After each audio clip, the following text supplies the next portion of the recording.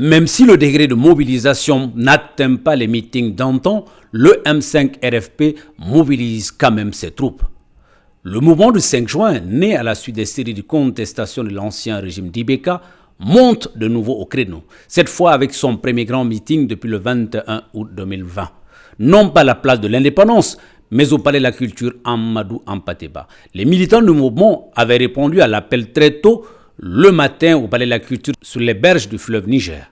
Ils ont été repoussés dans un premier temps par les forces de l'ordre qui avaient pris d'assaut le lieu de rendez-vous, pour finalement rejoindre la grande salle après que tout soit rentré dans l'ordre. Convoqué selon ses initiateurs, les ténors du M5 RFP, ce meeting avait pour objectif de recadrer la trajectoire de la transition. Il a regroupé dans la salle Bansoumana Sissoko du Palais de la Culture en grande partie les militants du CDR, les militants des partis politiques, de la société civile, qui sont entre autres le Front de refus contre l'application de l'accord d'Alger, les députés de la 6e législature, les victimes de la démolition de la zone aéroportuaire, Kaural pour le renouveau et un certain nombre de mécontents de la gestion de la transition. À l'issue de ce meeting, le mouvement a posé ce qu'ils appellent les jalons de rectification de la transition.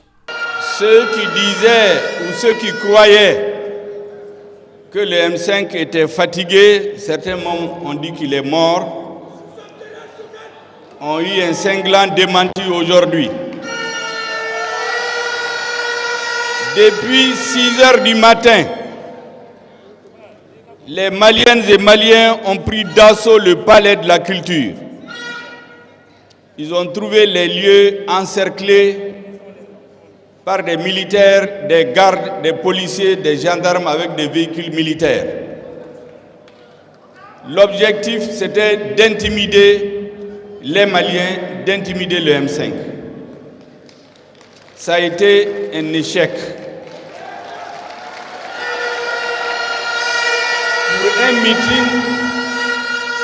Pour un meeting prévu à 10 heures, ce n'est qu'à 9h30, 10h que le siège du palais a été levé. Donc tous les militants qui sont venus entre 8h et 10h, la majorité finalement a préféré se retirer parce que nous avons dit à nos organisateurs d'insister auprès des jeunes, aucun acte de violence. Je dois remercier et féliciter les militants du M5 qui ont fait preuve de retenue. Nous allons gagner ce combat sans violence. Nous sommes aujourd'hui à un point de nouveau départ. C'est un nouveau départ pour la transition. Vous aurez constaté que le CNT, organe illégal et illégitime, sa dissolution est réclamée par l'ensemble des forces politiques et sociales aujourd'hui. Même celles qui ne sont pas là le réclament. Nous parlons avec beaucoup de monde. La société civile dit qu'elle est illégale et illégitime. Les différentes associations qu'on parlait ici ont dit qu'elle est illégale et illégitime. Les députés de l'ancienne législature disent qu'elle est illégale et illégitime. Ça veut dire qu'il y a un consensus national pour rejeter et dissoudre purement et simplement cet organe illégal et illégitime. Deuxième grand défi, qui ne peut être gagné par le M5 seul, mais par toutes les forces vives, c'est la refondation de l'État malien. Et cette refondation passe d'abord et avant tout par la tenue des assises de la refondation et surtout l'organisation d'élections libres et transparentes pour qu'à la fin de la transition, c'est le peuple malien choisisse librement qui doit le diriger et non un homme choisi par une junte militaire qui s'est disqualifié historiquement et politiquement. Le M5 RFP dit non aux velléités de quelques hauts gradés des forces de défense et de sécurité qui ont usurpé la victoire de notre peuple. Ceux-là qui veulent troquer leur treillis militaire contre les costumes civils et les boubous et délaisser les théâtres des opérations de guerre pour s'embourber dans les jeux et intrigues à Bamako et ailleurs.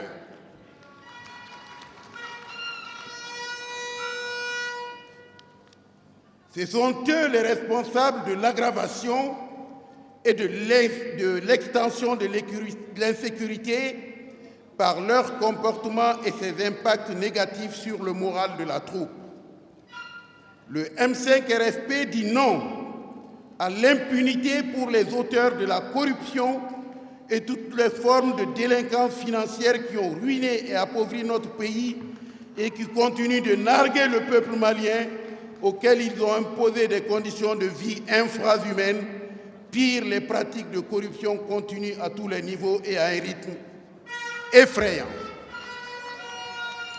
Le M5 RFP, s'adossant à la volonté du peuple malien à travers les prises de position de toutes ses composantes, dit non à la mise en œuvre intégrale et accélérée de l'accord d'Alger et exige pour le moins sa rélecture. Le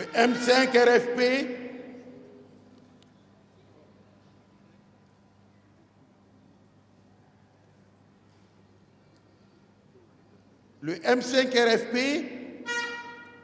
revendique la préservation de l'intégrité territoriale du Mali, la souveraineté nationale, l'unité nationale, la forme républicaine et laïque de l'État, et déclare que ces ne sont pas là des choses négociables.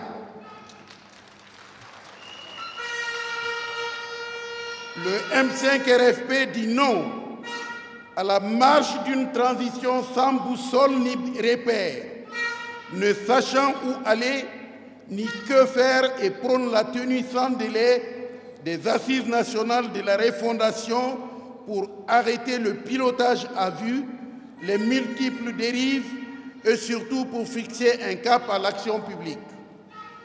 Le M5 RFP dit non au maintien d'un Conseil national de transition illégal. Conseil national de transition illégal, violateur de notre loi fondamentale, la Constitution, et de ce fait illégitime et illégal, de ce fait budgétivore sans raison juridique. La procédure de dissolution introduite auprès de la Cour suprême ne peut qu'aboutir au regard de la solidité des arguments du M5 RFP et du souhait des Maliens de ne plus avoir affaire à des juges aux ordres dans un passé récent. Le M5 RFP dit non aux manœuvres en cours pour faire des élections à venir une cession de pouvoir à un homme choisi par la junte pour perpétuer son pouvoir et s'assurer d'une impunité.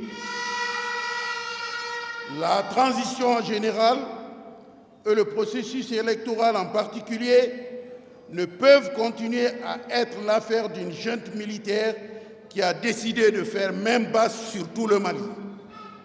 Les institutions, l'administration, l'économie, les élections, etc.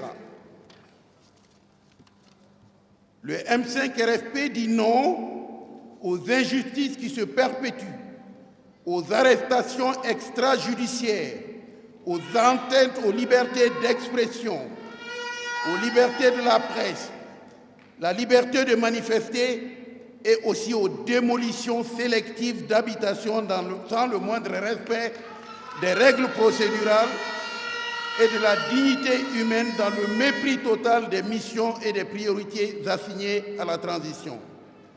Avec le M5 RFP, les Maliennes et les Maliens disent non, non et toujours non, et agissent en conséquence pour redonner à la transition son vrai sens et la trajectoire dont elle n'aurait jamais dû dévier. Nous le ferons pour nos martyrs qui sont tombés. Nous le ferons pour notre peuple. Nous le ferons pour la grandeur de notre pays. Le meeting d'aujourd'hui, c'est un rendez-vous pour préparer une sortie plus massive et déterminée.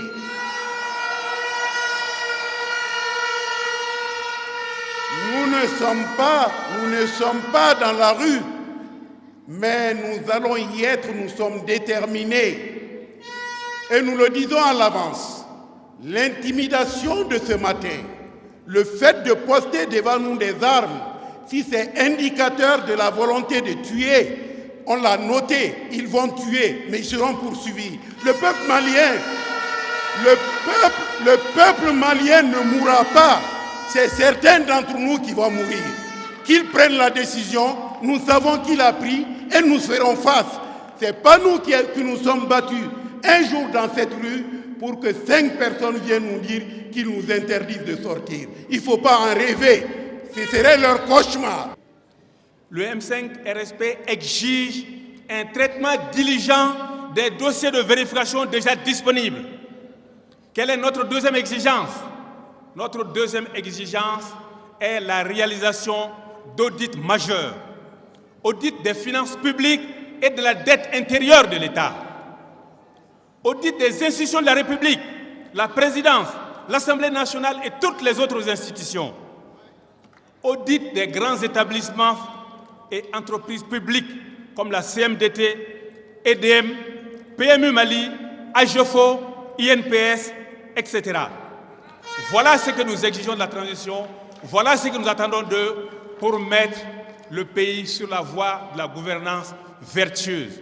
Non à l'impunité, zéro à la bandao, non à zéro punition, oui à l'impunité, et nous allons nous battre pour qu'il en soit ainsi.